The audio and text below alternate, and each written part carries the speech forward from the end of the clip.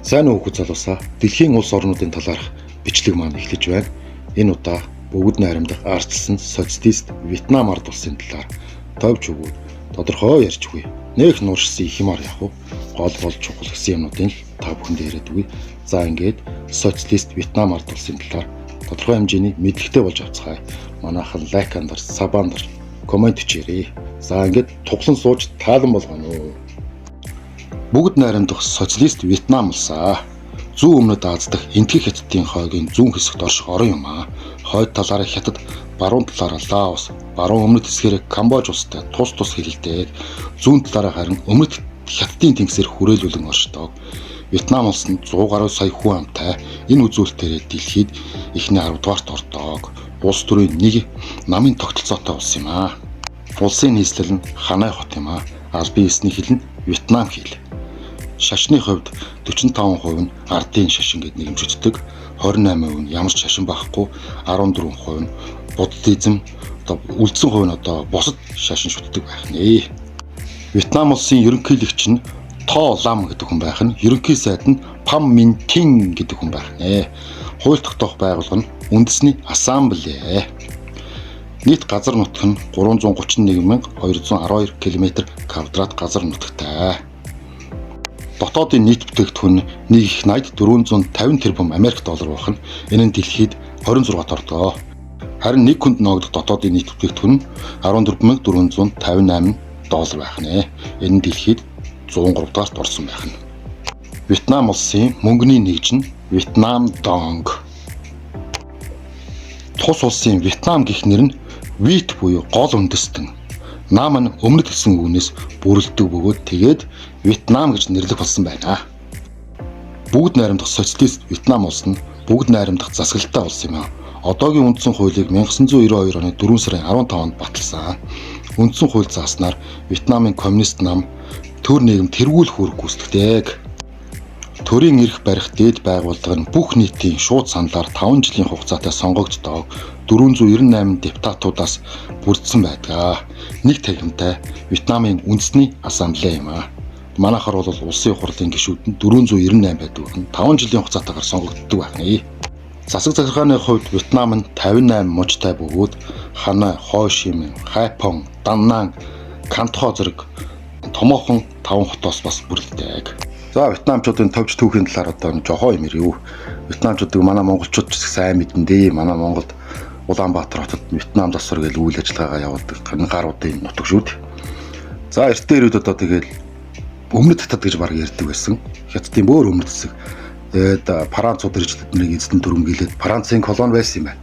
Францын колони байж байгаад арайч нэг Францын колониос гараад дэлхийн 2 дугаар дайны үед Япончуудтай бас алцаад дараа нь тэгээд Вьетнамч нь өмнөд болон хойд гэж хоёр хуваагдаад өмнөд вьетнамчдын Америкчууд хойд Вьетнамын хятад болон зөвлөлт холбоот улс дэмжиж ингээ хоорондоо байлдаад за тэгээд Вьетнамын дайн гэдний түүхэнд гардаг тийм үйл ажиллагаа болсон. За тэгсэн чинь хойд вьетнамчууд нь дийлээд өмнөд Вьетнамаа эзлээд ингээд социалист улс болсон. Хойд Вьетнам нь болохоор зөвлөлтийн нөлөөнд тийм улс байсан. Тэгээ ингээд социалист бүгд найрамдах Вьетнам улс болсон. Тэр үеийн тэргүүн Хо Ши Минь гэдэг хүн байсан. Монгол улстай бол нэлээд сайн дипломат харилцаатай байсан. Яг гэвэл хоёулаа социалист улс байсан тэр үедээ. За нэг түүх нь бол нэг товч бүгд нэг иймэрхүү. За Вьетнам улс нь газар нутгийн хэмжээгээр дэлхийд 66-д ордог. Зүүн өмнөд Аз болон энэтхэг хятадын хойгийн дорн дэргээс эргээг даган умардаас өмнөд зүг хүртэлтэй ингээд ээс хэлбэрээр сунаж тогтсон тийм газар нутагтай. Одоо нийт урт нь 1650 км урт. Хамгийн өргөн энэ хөндлөн хэсгээрээ 50-аас 600 км-ийн өргөнтэй байдаг. Хилийнх нь нийт урт нь 4639 км. Харин эргийн урт далайн эргийнх нь урт нь болохоор 3444 км байна. Вьетнам улсын газар нутаг нь 40% нь өндөр улс, 42% нь халуун орны ширэн хэзэлтэй. Вьетнам нь халуун орны сэрүүн бүсийн зэрэг олон янзын уур амьсгалтай ба ерөнхийд нь 2 улиралтай гэж тооцдог. 5-аас 10 сард нь борооны улирал үргэлжилж 11-ээс 4 сард хүртэл хуурай улирал байдаг. Хойд нутагт нь дунджаар агаарын температур нь 27-аас 34 хүн дулаан байдаг. Бөгөөд Өмнөд хэсэгт нь болохоор жилийн турш 21-с 28 хэмээн халуунтай байдаг. Ер нь бол жоохон халуун газар. Тус улсын соёл урлагийн тухайд нутгийн ард түмний амьдралаас урган гарсан соёл иргэн шиг хятад энтэх зэрэг хил залгаа улс орнуудын соёл холилдон уусан зэрэг нийгэм соёлын нэгэн баялаг хэв шинжийг бий болгосон. Вьетнамд жил бүр зохиогддог баяр наадам Тэд буюу цагаан сар, Хуан луут бүжиг, луут завны наадам, бух ноцолдон, дүү сүн наадам, заанчдын уралдаан гэх мэт 30 гаруй тийм арга хэмжээ баяр болдгоо. Вьетнам улс нь 1977 онд нэгдсэн үндэсний байгууллагын гишүүн болсон олон улсын засгийн газар хоорондын 63 байгууллагын гишүүн, дэлхийн 175 оронтой дипломат харилцаатай 200 улс эдийн засаг худалдаа хөрөнгө оруулалтын харилцаатай байх нэ 200 гаруй улстай. Вьетнам болон түүний хөршүүдийн хооронд газар нутгийн маргаантай асуудал бол өмнөд хятадын тэнгис дэх Спартли мөн Парселийн арлууд юм аа. Энэ арлуудыг Хятад, Вьетнам, Филиппин, Малайз, Тайван, Индонез, Бруней зэрэг улсууд тус арлыг бүхэлд нь эсвэл хэсэгчлэн өөрсдийн газар нутаг хэмээн үздэг. Одоо энэ нэг жижигхэн газар арлын газар нутгийн маргааны асуудлыг одоо болтол тэд нэр шийдэж чадаагүй байх нэ. За 1970-аад оны үед Вьетнамчууд зөвлөлт холбоот улсын нөлөөнд маш их орсон. Тэгээд Камбож улс руу сэргээ оруулсан. Үүнийг Хятад улс таашаагүй. Вьетнам Хятадын хооронд харилцааны эрс муудсан. 1978 оны 3 дугаар сард Хятад улс Вьетнамд олгож байсан эдийн засгийн тусламжаа бүрэн зогсоосон байдаг. 1979 оны 2 сард тус улс хил дээрээ байлцсан.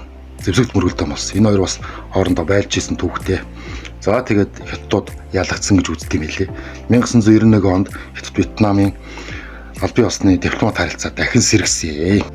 Харин манай Монгол улс нь Вьетнам улстай 1954 оны 11 сарын 17-нд албан ёсоор дипломат харилцаа тогтоосон байх нэ. Монгол Вьетнамын харилцаанаас ярил 1975 онд Вьетнамын ард түмэн Америкийн нэгдсэн улсын цэргийн түргэн нийтлэлээс бүрэн ангижирч хоёр хуваагдсан улс үндэстнээ нэгтгэн бүгд найрамдах социалист Вьетнам улс болоход манай улс Вьетнамын ард түмэн төр засагтай найрсаг харилцаагаа өргөжлүүлэн хадгалж тэдний явуулж буй бодлого үйл ажиллагааг дэмжин ажиллаж эхэлсэн мэлээ. Тухайлбал Вьетнам улсыг нэгдсэн үндэсний байгууллагад гишүүнээр эсвэлэх асуудлыг шударгаар шийдвэрлэх тал дээр санд нэгтэйгээр дэмжиж тогтоолын төслийн нэгдсэн үндэсний байгууллагын аюулгүй зөвлөлд оруулах санаачлагыг гаргасан орнуудын нэг нь манай Монгол улс байсан. Товчхондоо нийгмийн чухал шилжилтийн үеүүдэд хоёр орны харилцаа бие биендээ туслаж харамгүй сэтгэлээр хандаж байсан жишээ нэг хоёр орд тогтдоггүй байх нэ. Мянга шахам том жижиг арлаас бүрдэх энэ улсад манай монголчууд аялахаар бол 11 сараас 4 сарын хооронд аялуул их зүгээр шүү. Бусд өдөр нь бол маш халуун байна. За Вьетнам улс нь жилдээ 20 гаруй сая жуулчин хүлээж авдаг. Энэ дотоодынхаа нийт бүтээгдэхүүнийх 4% хөрөх юм бас бүрдүүлдэг байх нэ. Дэлхийд даяар Вьетнамчуудыг зочломтгой найрсаг сайхан инээмсэглэлтэй ард түмэн гэдгээр алдартай. Ард иргэд нь тайван амгалан аюулгүй байдлын хувьд зүүн өмнөд Азийн бусад орнуудтай харьцуулахад харьцангуй аюулгүй тул гэр бүлээрээ аялахад нэн тохиромжтой. Манай улс 2010 оноос хойш Вьетнам улс руу шууд нислэг хийдэг болсон. Манай Монголын олон жуулчны компаниуд тийшээ явдаг янз бүрийн арал марлаар ингээл аялал их гоё юм шиг байгаамаа. Вьетнам улс нь өдгөө экспорт импортын хэмжээгээр дэлхийд ихний 2 дугаарт бичигдэх томоохон үйлдвэрлэгч улс болоод бий. Өнгөрсөн онд Вьетнам улсад манай улс $485 мянган дүн бүхий бараа бүтээгдэхүүн экспортлсон бол харин Вьетнам улс манайх руу 165 дахин их буюу 80 гаруй сая долларын бараа экспортлсон байна. Энэ улсад арай л харьцангуй байгааз. Тэгээд энэ улсын экспорт импортын бараа бүтээгдэхүүн жил болгон 9.46% өсдөг. Одоо нийтдээ $368 тэрбум гэдэг бол маш том тоо. Ийм мөнгөөр экспорт импортын гадаад худалдаа хийдэг байх нэ. Вьетнамын алдартай конус хэлбэрийн сүрлэн малгай байдаг да. Одоо ингээд тийш очсон хүн болгоно баг өмссөн вьетнамчууд өөрсдөө байнгын өмссөн байдаг. Энэ носон чинь манай эртний 8 дугаар зууны үед Тран гэдэг гүрэнд анх үүссэн. Эртээр үеэс аж ахуйн эрхлэхэд гол хүндрэл болдог бороо нарны туяас салхи шуургаас хамгаалахын тулд навчаар олон төрлийн хамгаалах хувцас хэрэглэл хийдэг байсан. Уг малгай бий болох суурийг тавьсан. Тус сүрлэн малгай нь далдуу модны навч, хус гэх мэт Энгийн бөгөөд бэлэн материалаар хийдэг нь одоо тодорхой болсон ер нь тиймэр хийдэг юм ба шүү. Харин конус хэлбэрийг гаргахын тулд ойдол бүр дээр нэгт юм ба ханддаг байх нэ. Ихэнх үедээ загварын хувьд овор ихтэй хийгдэг байсан ч одоо цаг хугацаа өнгөрөх тусам илүү хөнгөн дэгжин загварлаг болсоор байгаа юм байна. 100 сая шахам хүн амтай Вьетнам улсад нийтдээ 45 сая гаруй мотоцикл, мопед бүртгэлтэй байдаг. Нийт төрхийн 86% нь мотоцикл эзэмшдэг байх нэ. Кино манон дээр сарж исэн та. Тэр чигээрэл мотоцикл удлаа яваад гэдэг шүү дээ. Вьетнам, Тайландын орнуудад. За энэ мопед одоо бас өдөрт $10-оор түрээсэлдэг юм байна. Хамгийн доод үн нь $200-оос эхлэх худалдаж эхэлдэг юм байна. Вьетнамд мотоцикл унахын тулд заавал жолооны үнэлэх хэрэгтэй байдаг. Тэгэхээр бүгд жолооны үнэлэхтэй гэсэн үг. Манай Монголоос ч юм гадаадын хүмүүс Вьетнамд мотоцикл унахаар бол заавал олон улсын жолооны үнэлэхтэй байх хэрэгтэй юм байна шүү. Вьетнамын хамгийн том олонний хөл тасардгүй Хой Ши Минь нэртэй нэгэн хот байдаг. Энэ нь одоо жинхэнэ хүний нэр юм аа. Хой Ши Минь болохоор Вьетнамын дайны үед ард олонны дундаас тодрон гарч ирсэн нэртэй удирдагч юм аа. Ерөнхийдөө бол Хой Ши Минь нь Вьетнамын анхны ерөнхийлөгч гэсэн. Манай Монгол ч гэсэн Хой Ши Минь-ийн нэрэмжит 14-р улсын лаборатори сургуулийг байдаг да. За энэ Хой Ши Минь анхных нь ерөнхийлөгч болохоор түүний дүр төрхийг үндэснийхээ мөнгөн тэмдэгт анги тамхин олон нийтийн барилга байгууламж дээр мөнхөлсөн байдаг. Вьетнам улсын гол эдийн засгийн салбаруудыг ярьж өгье. За тус улс нь жилдээ 30 сая км мод бэлтгэдэг, далайн эрг гол мөрнөд загсны аж ахуйтай жилдээ одоо 2.6-аас 3 сая тонн загс барьдаг, мөн сам орхой экспортод гаргадаг улс байх нэ. Гол нурийн бүтээгдэхүүнээс нь дурдвал жилдээ одоо 44 сая цагаан будаа хураадаг. Энэ дэлхийд хятад, энэтхэг, Индонез, Бангладешийн дараа 5 дугаарт ордог байна. 17.9 сая тонн чихрийн нишин гэдэг урмал тариалдаг. 14 сая хүнсний ногоо тариалдаг. 9.8 тонн маниок тариалдаг. 4 сая тонн эрдэнэ шис тариалдаг. 2.6 сая одоо энэтхэг самар тариалдаг. За мөн түнчлэн гайдал, кофе, далдуумууд, амтд хүмүүс, тарвас, жимс зэмэг гих зүйлүүдийг тариалж экспортод гаргадаг байна. За аж үйлдвэрийн талаар цахилгаан бараа, хүнсний тамхи, хувцас, нэхмэл, химийн бараа, гутал зэрэг одоо үйлдвэрлэдэг. Вьетнам нь хятадтай ойр байдгийн аж үйлдвэрийн шин төв болж байна. Ялангуяа Япон, Өмнөд Солонгосын үйлдвэрүүдийг байгуулагдсан. Тухайлбал Вьетнам Samsung гар утасны 40%-ийг үйлдвэрлэж байна. Гэх мэт одоо үйлдвэрүүд байдаг байна. Сүүлийн жилүүдэд автомашин үйлдвэрлэдэг болоод байгаа бас. Манай Монгол Вьетнам улс нь бүр эртээр үед харилцаатай байсан юм лээ. Монголын эзэнт гүрний үед Чингис хааны ач хүү мөнх хааны үед Вьетнам улс руу дэлжилгээж манай Монголын эзэнт гүрний харьяат улс болоо гэхэд Вьетнамчууд үгүй ээ гэд. Тэгээд яг хуу бид нар аль говьчур өгдөг улс болъё гэд. Жил болгон говьчур өгдөг улс юм лээ. Дараа нь Хувлаан Юан гүрний үед Вьетнамчууд аль говьчур өгсөн хэрнээ өөрийнхөө цэргийн хүчийг зузаатгаж ирсэн дүүхтэй. За тэгээд нэг Хувлаан хамт нэг сайхан гүрсэн юм шиг байгаа. За нэг иймэрхүү дүүхтэй. За тэгээд орчин үед үе одоо энэ хүйтэн дайны үед Монгол Вьетнамын харилцаа улам бүр өргөжиж эхэлсэн.